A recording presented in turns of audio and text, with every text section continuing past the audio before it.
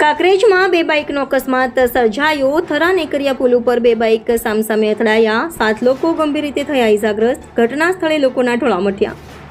ઇજાગ્રસ્ત 7 લોકોને 108 મારફતે હોસ્પિટલ ખસેડાયા। કેનાલ ઉપર ચાલતા વાહન ચાલકો ઉપર પૂરપાટ ઝડપે ચાલે છે, માટે રોડ ઉપર બમ્પ બાંધવામાં આવે એવી માંગ ઉઠી છે।